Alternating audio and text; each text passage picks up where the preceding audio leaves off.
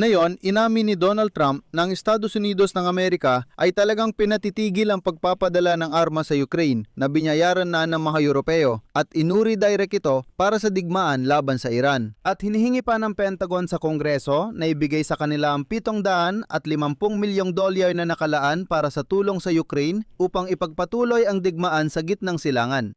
Lahat ng palatandaan ay nagsasabing ililipat na ni Trump ang armas sa gitnang silangan dahil humihingi ang Pentagon sa Kongreso ng $200 bilyong para sa digmaan. Ngunit nag-aalala na rin ang mga Republikano sa Kongreso ng US kung paano sasalihan ng administrasyon ng Amerikanong presidente ang digmaan laban sa Iran. Dahil hindi pa nasasagot ang mga tanong tungkol sa layunin, halaga ng operasyong militar at kung kailangan ng tropang panlupa. Dagdag pa rito, may paligsahan na ngayon. Isang mahalagang Republikana sa kapulungan ang nagsabing, pakinggan ninyo mga kaibigan. Magkaiba ang sinasabi ni Trump sa publiko at ang sinabi sa amin sa closed-door briefing ukol sa layunin ng digmaan laban sa Iran. Sabi niya, nakakabahala ito para sa akin. Isa pa siyang Republikana. Sa kabilang banda, nagbubulag-bulagan ng NATO, nananatiling tahimik at walang anumang komento sa pagtigil ng tulong ng US sa Ukraine. Ang pangalan ko ay Alexei Pechi. Tara't pag-usapan natin ang paksang ito. Bago simulan ng episode, hinihiling ko ang suporta ninyo sa channel sa pamamagitan ng donasyon, pag-subscribe o pagiging sponsor sa YouTube. Lahat ng mga link at detalye kung paano ito gawin ay nasa description ng video na ito. Lubos akong magpapasalamat sa anumang suporta mula sa inyo. Maaari ninyo akong suportahan sa dulo ng episode kung naging interesante at kapaki-pakinabang ito para sa inyo. At bukod pa dyan, mag-subscribe din kayo sa aking Telegram channel na Pechi News. Ang link nito ay nasa description ng video na ito. Doon kami naglalatala ng mga agarang balita. Washington Post ang unang nagsulat tungkol dito ngayon at nagulat ang lahat sa impormasyong mula sa loob. Tatlong mapagkakatiwala ang source ng pahayagan ang nagsabing pinag-iisipan ng Pentagon na ilipat sa gitnang silangan ang mga armas na para sana sa Ukraine dahil nauubos ng digmaan laban sa Iran ang ilan sa pinakamahalagang bala ng Estados Unidos. At ayon sa isinulat ng pahayagan, kahit na wala pa raw final na desisyon, ipapakita ng hakbang na ito ang lumalalang mga krisis. Необходимые для ведения войны с Ираном. Tatlong mapagkakatiwala ang source ang nagsabi na ito ay opisyal na 9,000 pag-atake sa loob lamang ng wala pang 4 na linggo ng labanan. Isinasaalang-alang nilang ilipat ang mga armas na para sana sa gitnang silangan dahil nauubos na ng digmaan ang reserba ng mahalagang sistema ng depensa sa impapawid, lalo na ang PAC-3 at Patriot. Dapat nating maunawaan na ayon sa mapagkakatiwala ang source, ang mga missile na ito ay para sa NATO. Pure na sinimulan noong nakaraang taon kung saan tinitingnan ng mga kaalyadong bansa ang paglipat ng mga armas na dating para sa Ukraine patungo sa gitnang silangan. Говорит, не, я развязал. Digmaan, hindi ko alam kung paano ka makakaalis, kaya pasensya na mga kaalyado, pero reserba ng ilan sa pinakamahalaga. Ang inisyatiba ng Purell ay nagbigay ng daloy ng piling kagamitang militar papunta sa Kyiv, kahit na 3.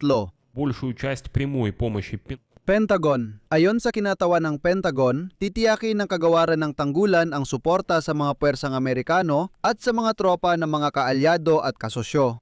Nakalaan siya para sa labanan at tagumpay, pero hindi malinaw kung bakit umiwas siya sa ibang komento.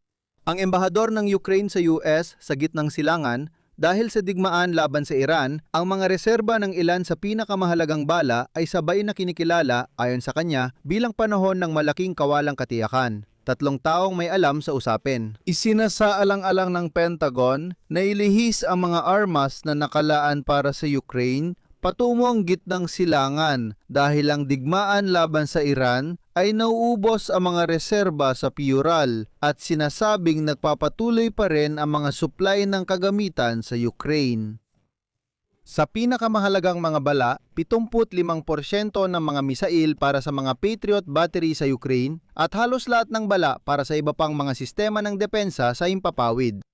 Генсек НАТО Марк 3 taong may alam ang nagsabing direkta na siyang tinanong tungkol sa plano ng Pentagon. Posibleng ilipat ang mga armas para sa Ukraine patungong gitnang silangan dahil nauubos ang reserba sa digmaan laban sa Iran. Nabanggit ko na ito bilang sagot sa isa pang tanong tungkol sa kritikal na mga bala. Kaya naman ang mga kagamitang pandigma ng Amerika para sa Ukraine, kabilang ang mga interceptor, ay patuloy na ipinapadala sa Ukraine. Maari kong tiyakin muli na ang mahalagang tulong ay patuloy na dumarating sa Ukraine.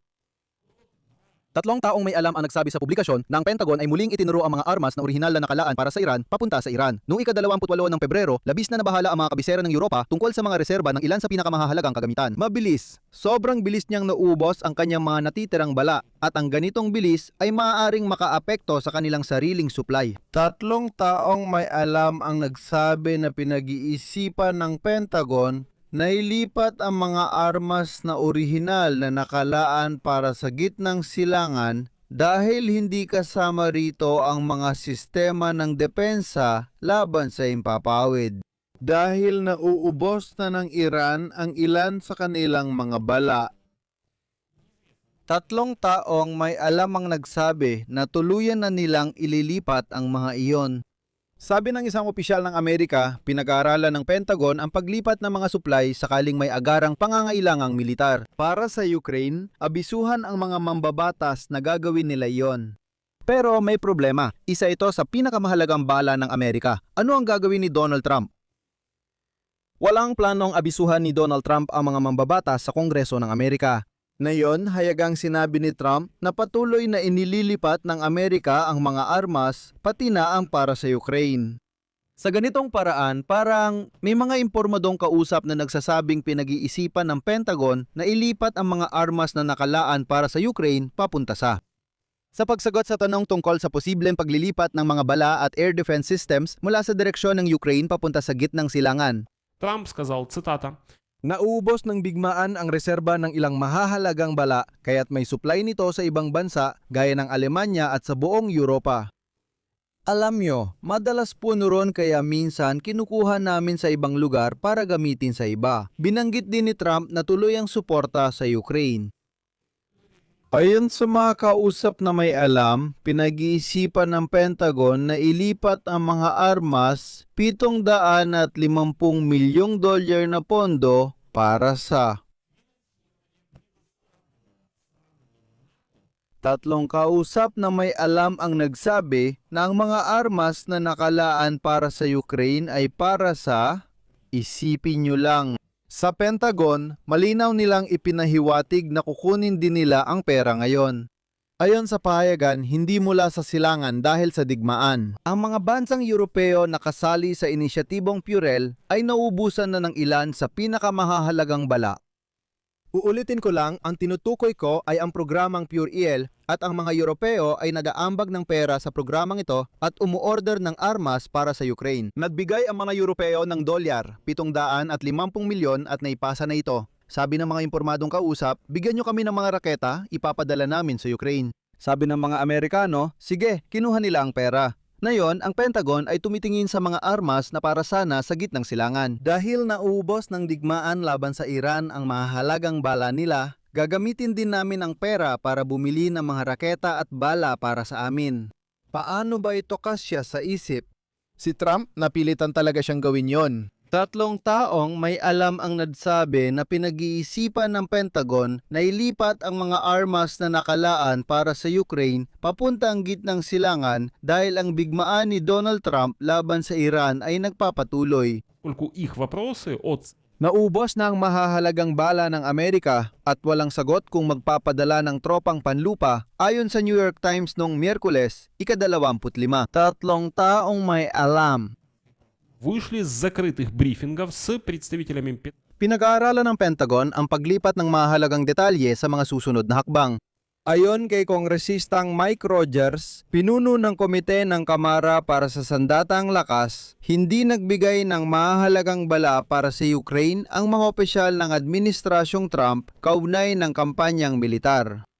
3 taong may alam sa usapin ang nagsabi na tinitingnan ng Pentagon ang gitnang silangan dahil nauubos na ang mga rekurso sa digmaan laban sa Iran. Naghahanda rin ang mga mambabatas para sa inaasahang kahilingan ng Administrasyong Trump ng pondo na nagkakahalaga ng bilyon-bilyong dolyar upang tustusan ang gastusin sa digmaan sa gitnang silangan. Iba pa mga Republikano, ayon sa tatlong kausap, ay itinuro ang hindi pagkakatugma sa pagitan ng mga pampublikong paliwanag at ng lihim na impormasyong ibinigay sa kanila tungkol sa muling paglalagay ng mga armas.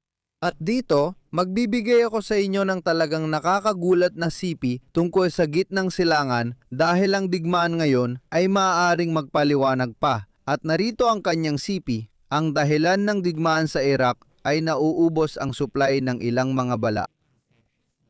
Tatlong taong may alam ang nagsabi sa amin kung ano ang sinabi ng Pentagon na yon sa pagpupulong ng komite sa sandatahang lakas ng mababang kapulungan.